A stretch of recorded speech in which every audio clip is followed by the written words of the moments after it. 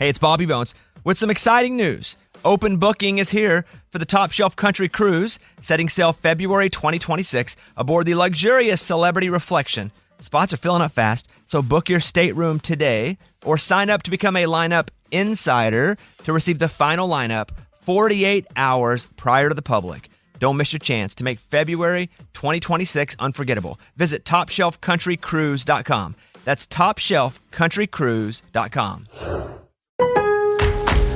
Lowe's knows that free is just better. That's why MyLowe's Rewards is free to join. As a member, you earn points towards MyLowe's money on eligible purchases, get exclusive free gifts, and earn free shipping at Silver Key status, all on top of weekly member-only deals. Don't wait. Join MyLowe's Rewards for free today and start saving more. Lowe's, we help, you save. Loyalty program subject to terms and conditions. Details at lowes.com/terms. Subject to change. And so she says, but you admit she's pretty, right? Did you say no? Would I be telling you the story if I had said no, Cecil? That's fair. That's fair. Noah! Pal, Hey, buddy. Oh, how about some lemonade, huh? Thanks, guys. You know, I am a little bit thirsty out there. Oh, my God. What is this? Poison, Heath, quick, the stairs.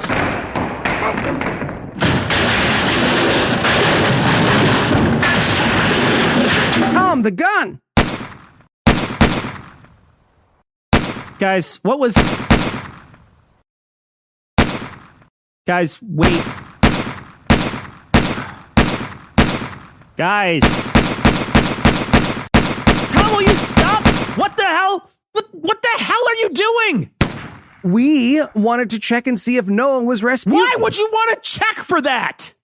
Well, you know, because of this week's episode, and he's he has pretty hardy. the long hair. His hair is, you can see that. Yeah, Eli explained it earlier. It was very convincing. Yeah, he really was. I fell for that. Well, he's not Rasputin, or he wasn't, I should say. And if you guys read the essay, a lot of that immortal stuff is anti-royalist propaganda. It's just fucking bullshit. Oh, damn it. That's embarrassing. We die a lot. Well, yeah, I mean, you could write new endings that aren't exactly the same. You could write the opening sketch. Dying's fine. I thought so.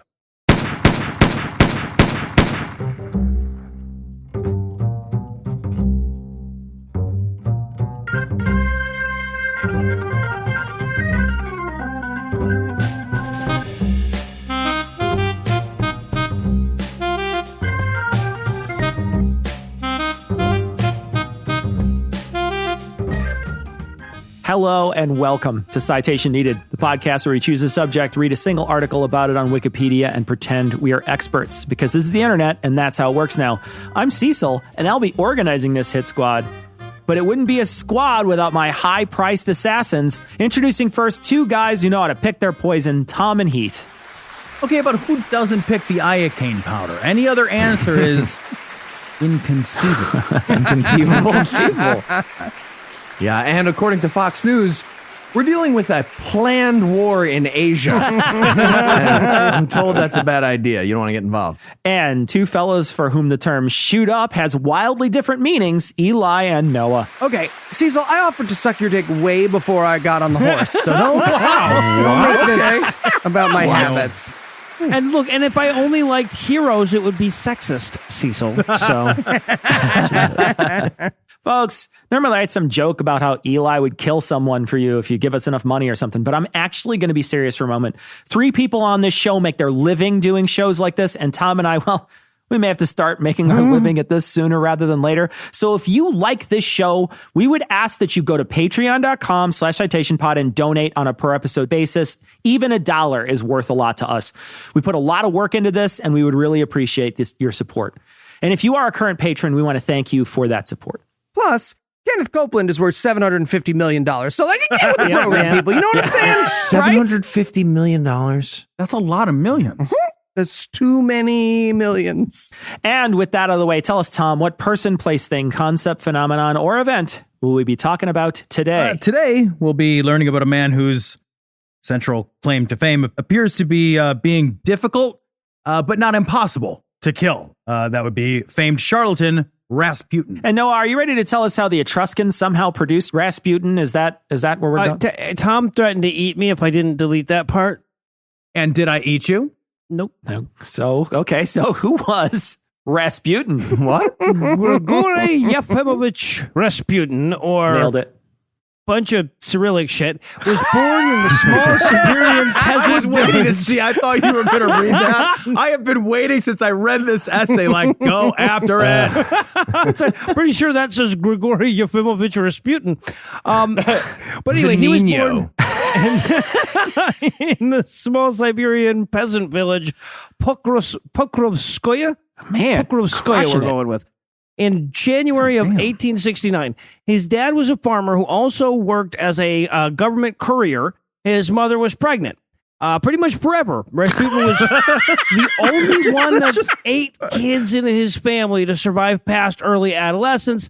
And as much as that makes it sound like his family had was like a perpetual Hunger Games type situation, that's actually fairly typical of the death toll among peasant children in Siberia back then.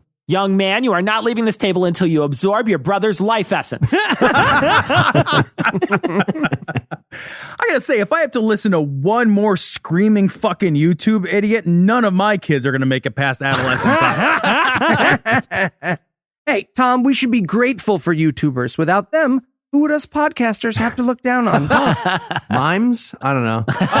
Mimes. Podcasters Thank you turned so into stand-up much. comedians in California? I don't know. So no, Cecil, I thought about it though. Like, what if his brother absorbed his essence, and then his brother absorbed that essence, and then his brother like a absorbed that? Highlander That would have been exactly the right way to go with Fucking this. Jet Li at the end of this Yeah. thing pops out. All right, so later rumors would suggest he was a pretty rambunctious kid, but historians are quick to point out that we really don't know jack shit about his youth, and there were plenty of efforts to smear his legacy after his death. So we have to take these stories with a grain of salt. Still, whether the stories are true or not, I think it says a lot about a guy when his 6,000 word or so wiki bio contains the sentence, quote, "Local archival records contain no evidence of his being charged with stealing horses, blasphemy, or bearing false witness."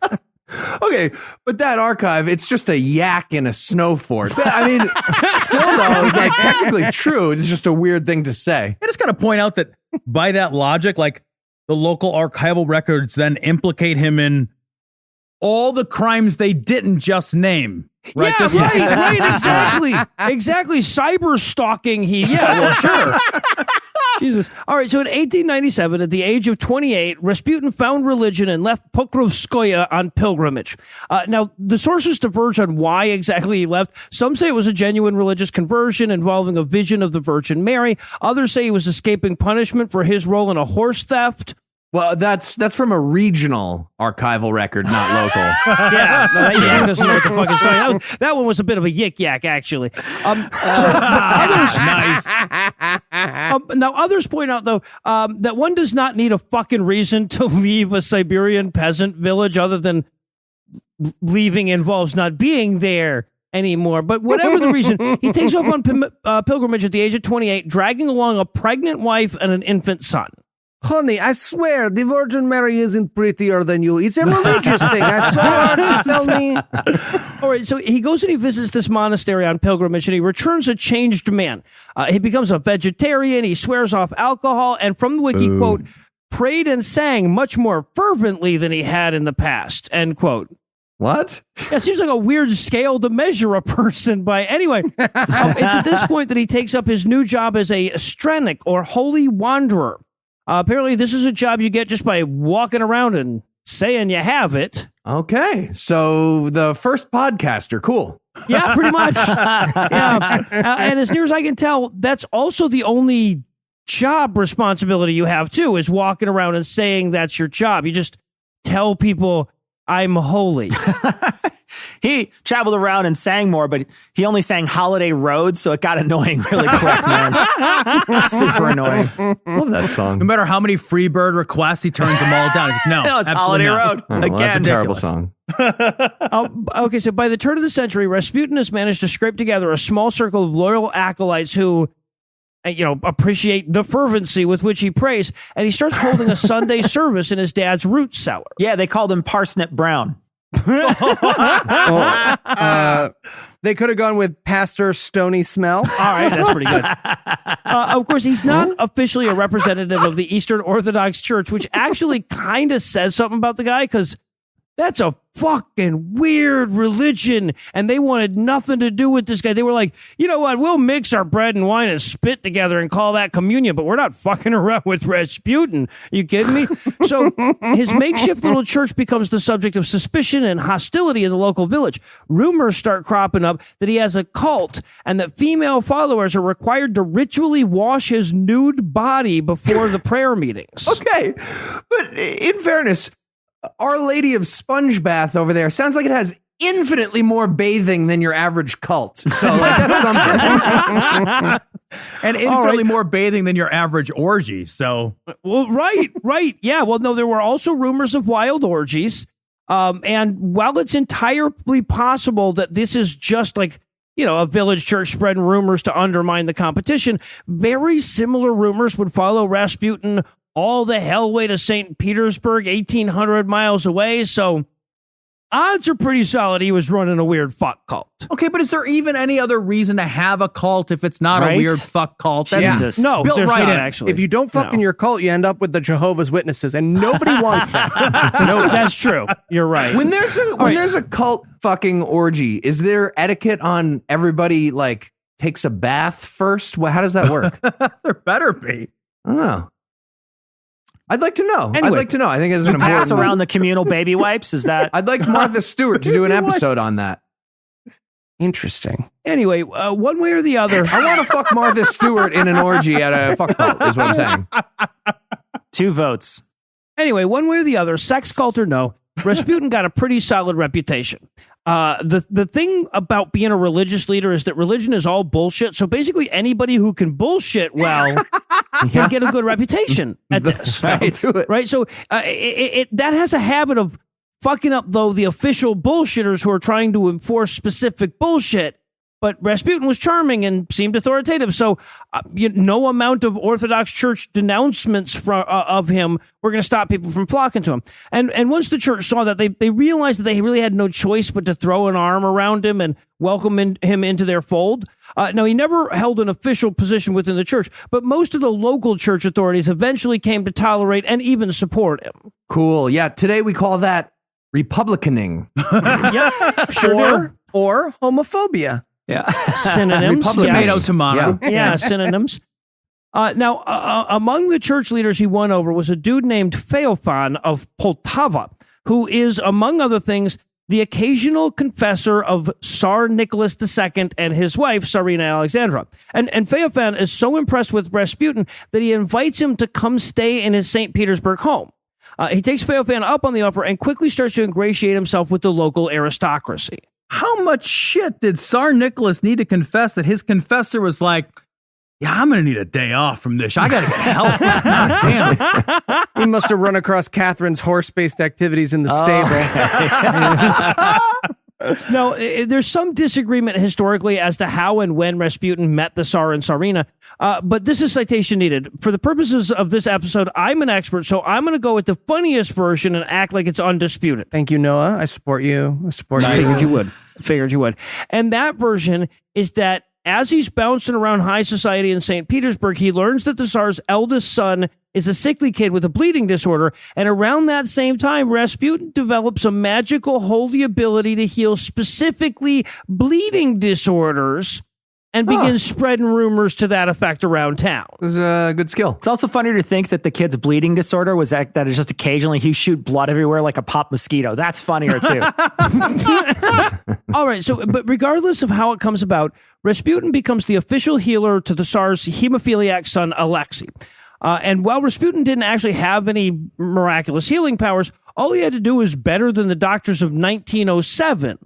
Right, so when the royal family summoned him to pray over the young prince, or Tsarevich, the kid recovered the next morning, which was almost certainly just coincidence, but it was plenty to convince the Tsarina, who basically believed whatever the hell Rasputin told her from that day forward until she died. Stupid. Or until he Ignorant died, fools anyway. of the past. Today, we have washing our hands and staying inside. So yeah, you fucking Well, we do. idiots. We have, Those are real things. That's real, Better, yeah. actually. So That is all we have. So for a while, The doctors and other holy folk around the Tsar and Tsarina were able to keep Rasputin at arm's length and eventually even got him sent back to his shitty little Siberian village. But then, in 1912, Alexei has an accident in a carriage that develops a huge hematoma that damn near kills him.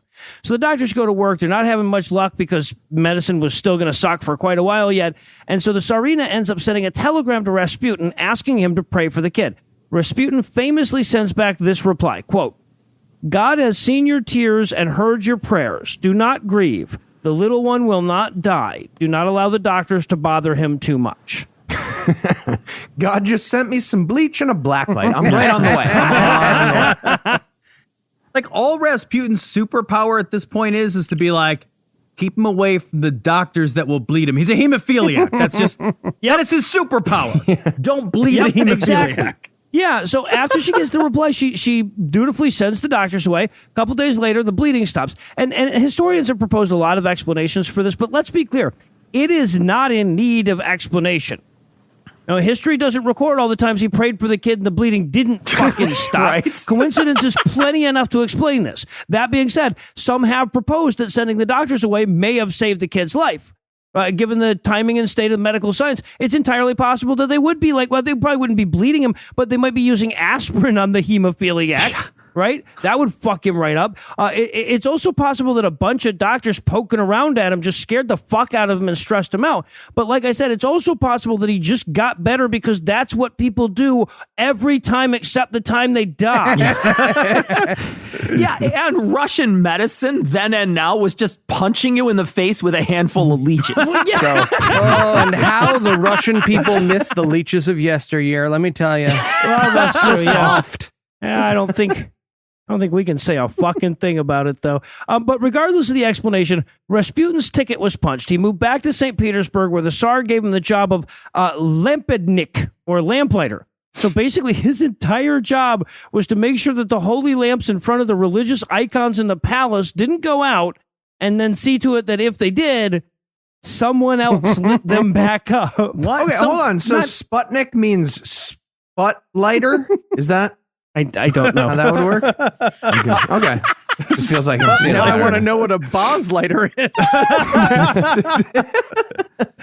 All right, but that was the whole fucking job. What's more, it came with intimate access to the entire royal family, and by every account, Rasputin was going to make the most of that. Yeah, and that job now is called presidential valet. There's 3 of them now? Tom? 3? Sorry, two of them now.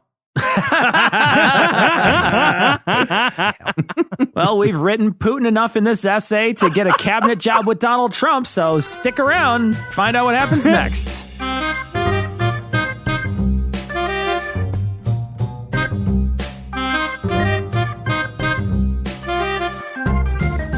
Oh, little Alexei. How fare you today? Not well, Papa. My lord, allow me to leech the boy for his health. Perhaps an epoxy of mugroot. Sounds like bullshit to me. Rasputin! What's up? My lord, keep this heathen away. He will unbalance the boy's humors. Hey, fun fact, the humors were actually largely debunked by this time period. Boo, nerd. Boo, nerd. Apostate nerd. Apostate nerd. Shit tits. No, let's hear him out. What do you think, Rasputin? Honestly, if your choices are medical intervention of this nature or leaving him to fuck alone, I say we leave him to fuck alone. Very well, out the 2 of you, go! I feel better already. Good enough to join my sex cult? What? I said, glad you are feeling better, Alexei. Where do I sign? Is there a sign up or membership fees? You guys do like baths at the beginning?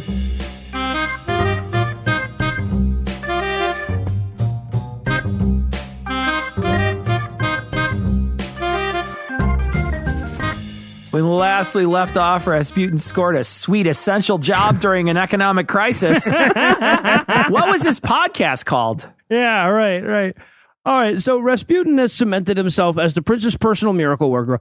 He's also put something of a spell over the Tsarina, and by every account, he seduced about 1 out of every 5 women he ever encountered in his life. So there are a lot of rumors about whether there were the 2 of them were fucking. Historians seem pretty unanimous, though, that they probably weren't because Rasputin wasn't that fucking stupid.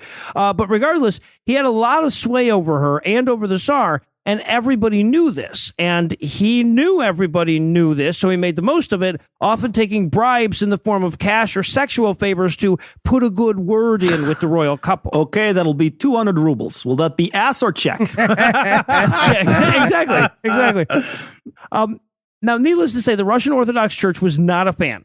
Rasputin had been able to charm the local yokels back in Siberia, but the Holy Synod hated this motherfucker. They saw him as usurping their power and flirting with a lot of the New Age spiritualism that was really big at the time as well. Also, he fucked a lot of women, and priests have a thing about that. What, like they called dibs first, or Not on the women, no. Yeah, no.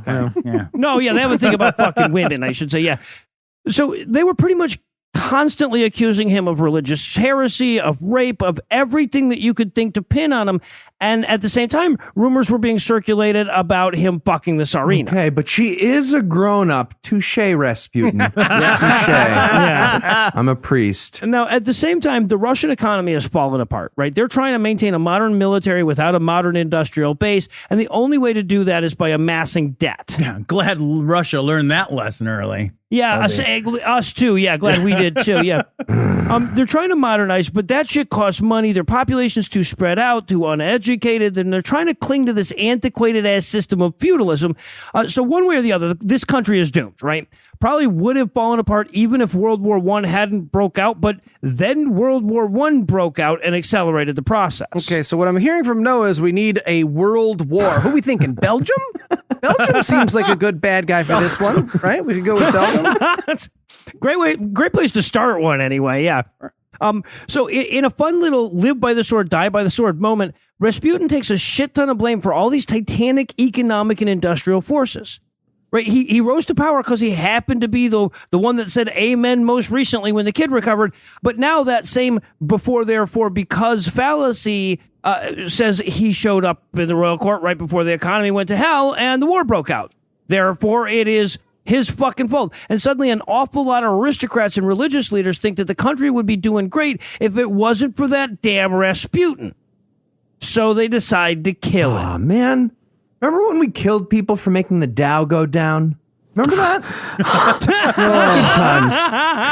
Back in the day, some of them even had the decency to do it themselves. So it was really... Back when it was just one guy. Yeah, we were so innocent back then.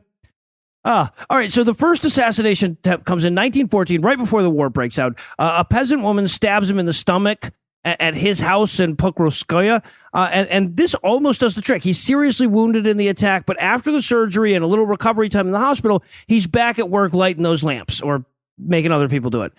Now, the would-be assassin claimed she worked alone and did it because she thought he was the Antichrist, but she had been involved in an anti-Rasputin plot with a whole bunch of people back in St. Petersburg before that hadn't panned out. So That's the best. That's bullshit. Yeah, right. Incidentally, she wasn't found to be responsible for her actions because, you know, who the fuck didn't want to stab Rasputin, ultimately? I know this sounds super weird to our listeners, so to help you understand, imagine the same scenario, but move it to modern-day Georgia and make Rasputin black, and it'll make a lot more sense. Yeah, there you go. You know, now- Cecil, yeah, without get the it now. lamplighter, that would have been the other time the lights went out in Georgia. Excellent song reference. I love it.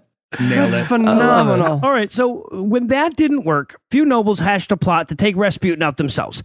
It's December of 1916 at this point. The war's been raging for over a year now. Social unrest is so bad that they were all 3 months away from the Russian Revolution.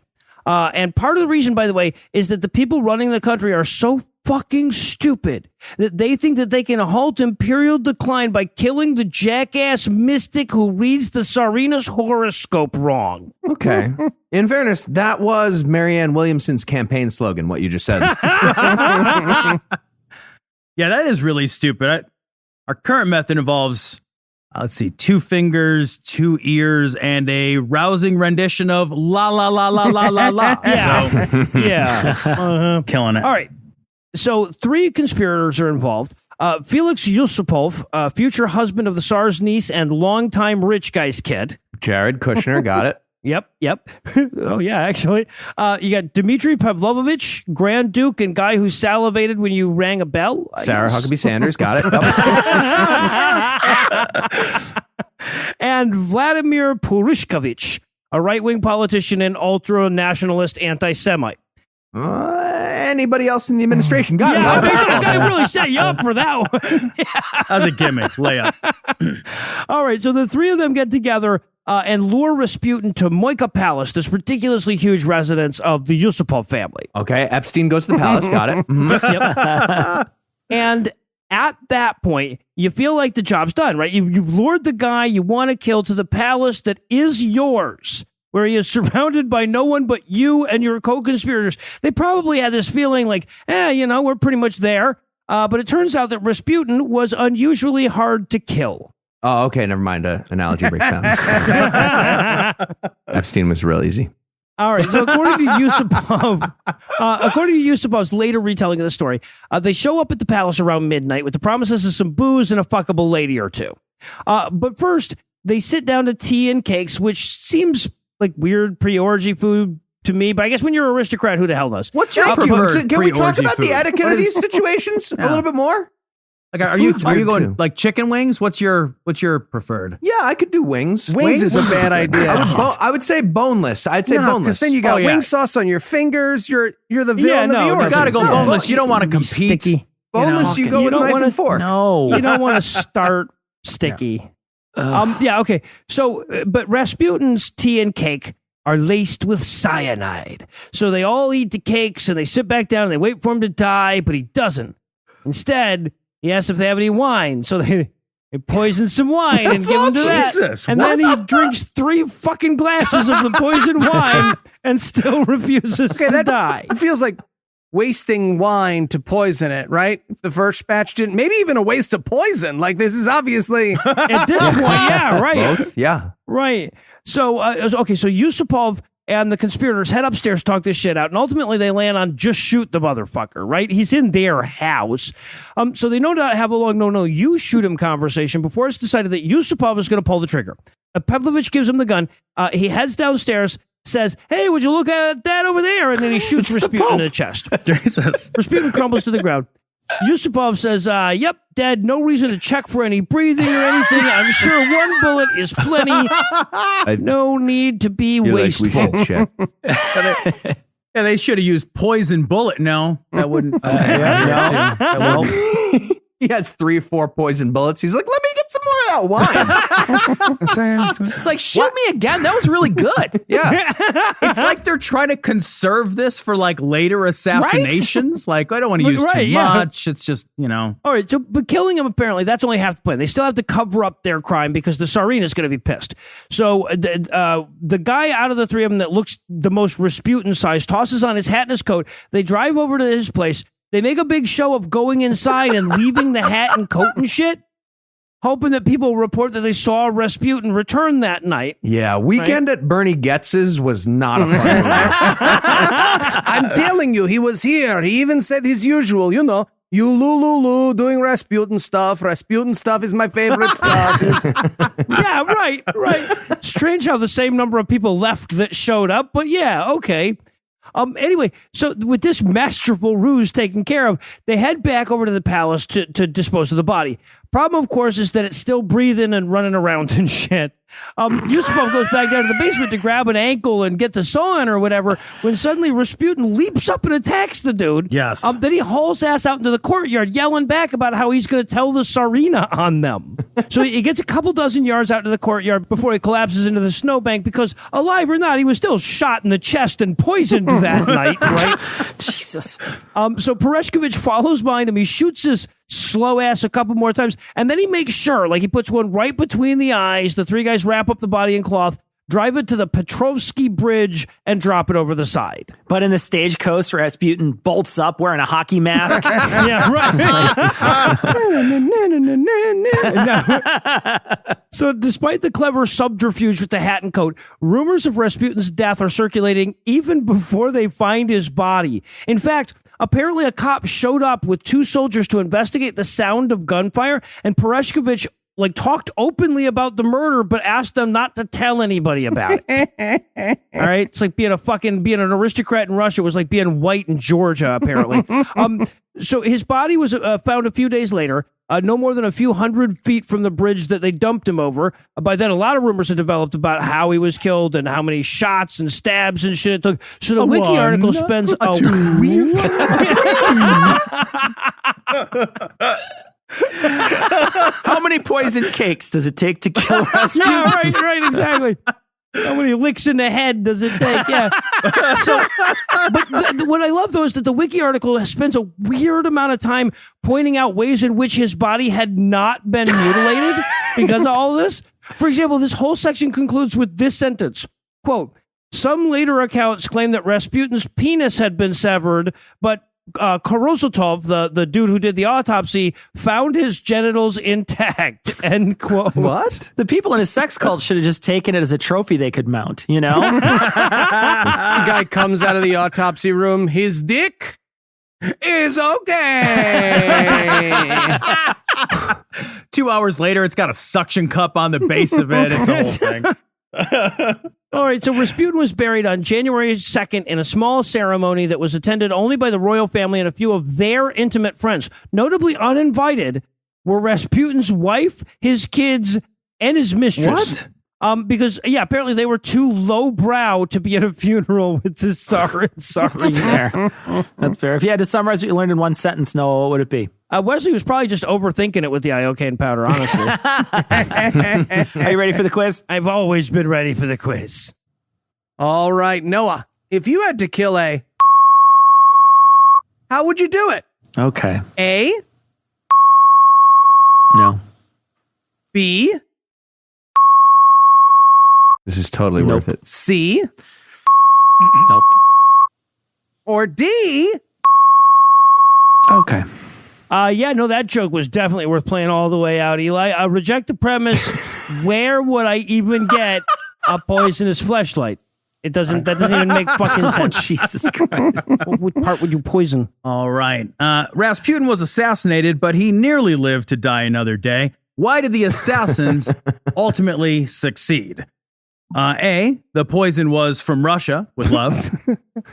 B, the assassins had a license to kill. Or C, his favored physician was Dr. No. Oh. All right, well, none of those are great. I'm going to go with A, Russia with love was the best of the three. Yeah, they weren't that good. They really weren't. Should have tried the long censored bit. Crushed it. If you ever want to workshop. Fall. Nope. So when you invite a cult leader to a meal so you can kill him with poison, what's the proper dish to serve, like etiquette wise? A, the people's tempeh. B, heaven's gâteau. Or C, anything from the Brunch Davidian menu. Brunch Davidian is great. Brunch Davidian menu. So it's got to be C, Brunch Davidians. That's brilliant. So and I'm going to open a restaurant called that now. That is also correct, despite the format. So good. And because of that, he chose the right one. Noah wins this week. Awesome. All right. Well, you know what? It's been a while. I think all of us should suffer through an Eli essay one more time. What a terrible idea. No, what? I got a thing next week. I bet you do. Me too. You do. No. I got a thing. I'm going to be in Finland. Okay. I didn't write anything here, so I'm just going to have you guys fill in. For all the guys, thank you for hanging out with us today here, and we'll be back I don't next remember week. our names. Eli's going to be an expert on something else. There are guys I do a show with like once a week. I don't really remember their names. Between now and then, they do shows, and Tom and I do a show, and, Remembers Tom's find name. out by going to citationpod.com, and you can find that out. If you'd like to help us keep this show going, you can make a per episode donation at patreon.com/citationpod. And that's really important, very important as the 5-star review, which you can leave everywhere you can. The first one's more important. But the money's more important. And if you'd like to get in touch with us, check out past episodes, connect with us on social media, or check the show notes, be sure to check out Rasputin.com.